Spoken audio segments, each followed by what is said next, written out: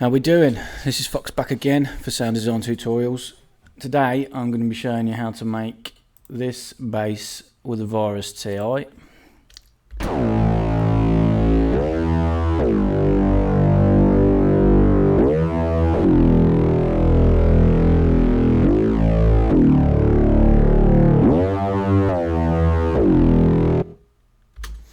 There you have it. This was the starting point for a Neuro Bass that I did on a stream earlier today.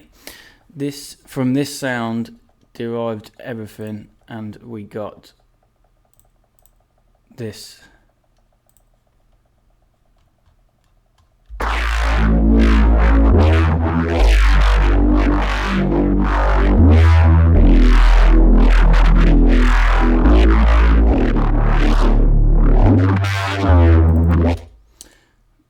Bear with me.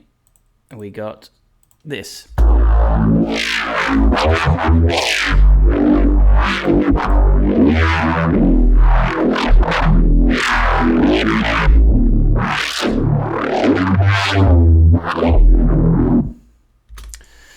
So yeah, sort of a pre-modulation bass. I specifically wanted it to have a load of grit, so I used FM mode within the Virus, which is this section here, FM 1 via 2. So this triangle wave is modulating the frequency of this easy peasy formant waveform.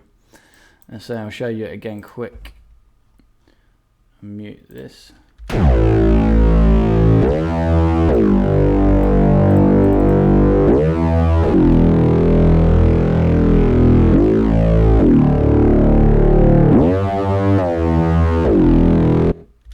Lovely raspy gritty bass, perfect for the, well, I found out today it was perfect for making Neuro basses. The last one I did was more of a Reese bass that I made with Serum, but yeah, I had a thought that this sort of gritty, more constant sound was going to be better, and I was right.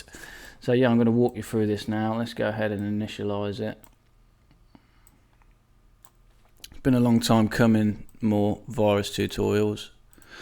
So yeah, as I say, the first one I changed to a formant simple. Formant wavetables help you get really low sounds by shifting the formant shift down to the bottom. So I pulled this down negative -18.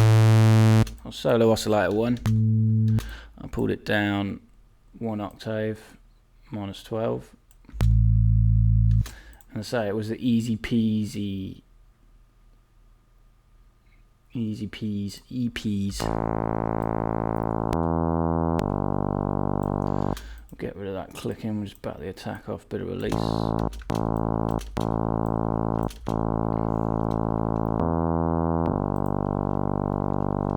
Interpolation, this is a glide between the formants. If all the way to the left it's going to glide smoothly, all the way to the right they're going to be separate.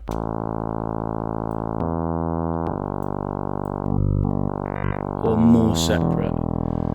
I had this on round about 56. Quite a hollow sound at the minute, not much to it. So yeah, we're going to introduce oscillator 2 now. This was a classic waveform. If you pull it all the way to the left, click on this box, you get all the classic waveforms. Triangle is in there. Pull the D tune down to dead 0. This one was an octave down as well, -12.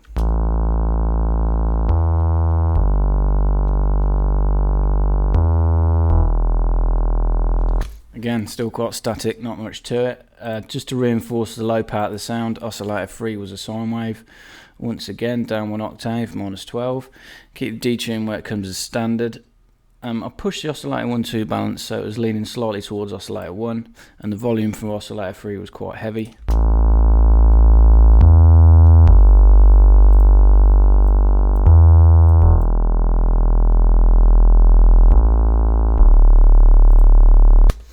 Okay, 2 voices unison, although it's a bass patch. Don't be afraid to add a bit of unison, especially for something like this when you're going to be modulating the hell out of it later on.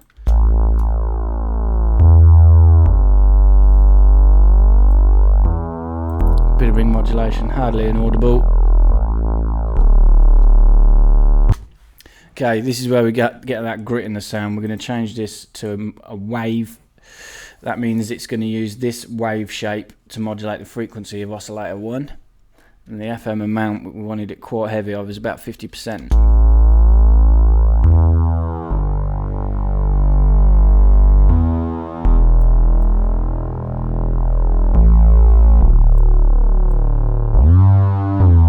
Portamento is the glide, we wanted it to glide between the notes. Again, is good for neuro.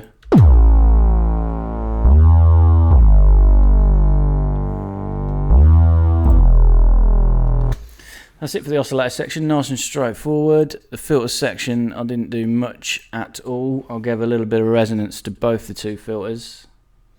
Didn't change the series or parallel mode. I didn't even change the cut-offs. I applied no envelope. What I did do was introduce some saturation, and I chose Wave Shaper. This is a form of distortion, and it is at the minute in between the filters. Totally changes it. I'll turn it off. Real bass heavy.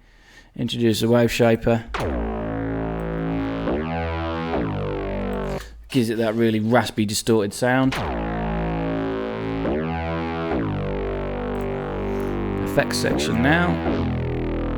Analog boost, perfect for something like this. Quite heavy round, that's a form of saturation as well, sort of helps warm it all up. Distortion, Saffron Overdrive is my favourite distortion type out of all of them. It is really quite heavy and it can really start to crunch the highs quite a lot. I'll introduce this drive around slowly so you can hear what it's doing.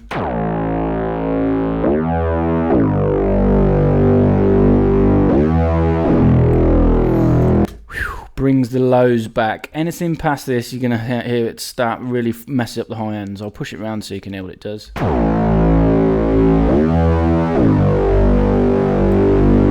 little bit too grungy. About 62% was fine.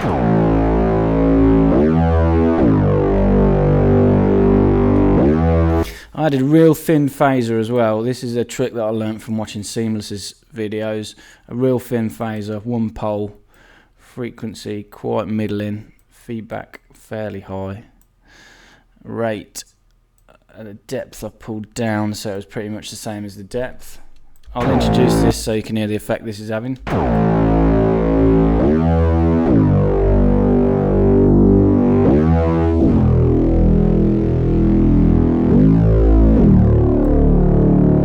It's mixing with that wave shaper distortion that we've got between the filters.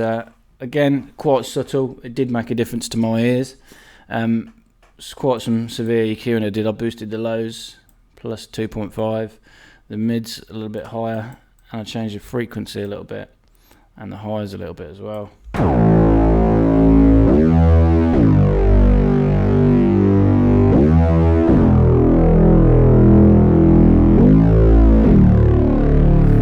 You got a slight reese in there as well because of the FM. Although they're on the same pitch, detuned sine wave is giving it a little bit of reesing effect.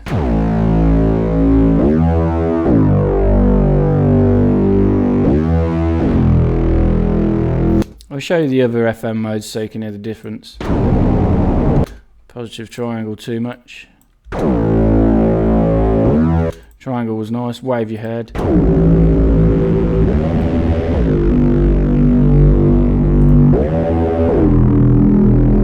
The noise again, it's just a bit too severe for what I wanted, so the wave was perfect.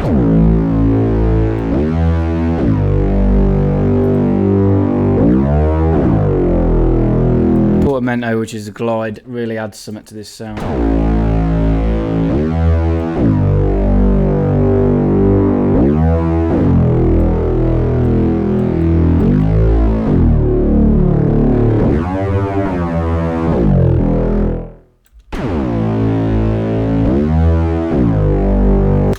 There you have it, a nice sort of bass layer for a neurofunk bass before you do modulation. I think I'll call it a pre-mod neuro bass.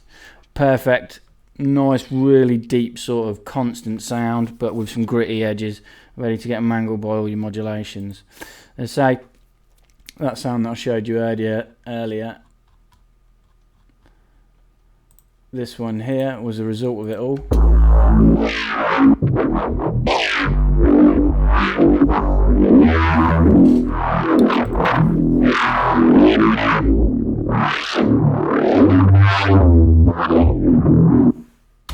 Yeah, so I did this on a live stream. If you want to join in on any of my live streams, make sure you subscribe to my Facebook, Google Plus or Twitter accounts.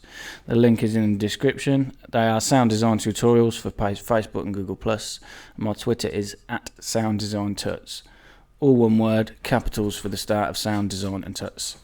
So yeah, that's it for now. Thanks again for watching. Make sure you subscribe if you enjoyed this. I'm going to be going over a serum patch, which is the same thing, a sort of bass layer I made for a Neurofunk bass. That will be my next one. Okay, thanks for watching. Cheers.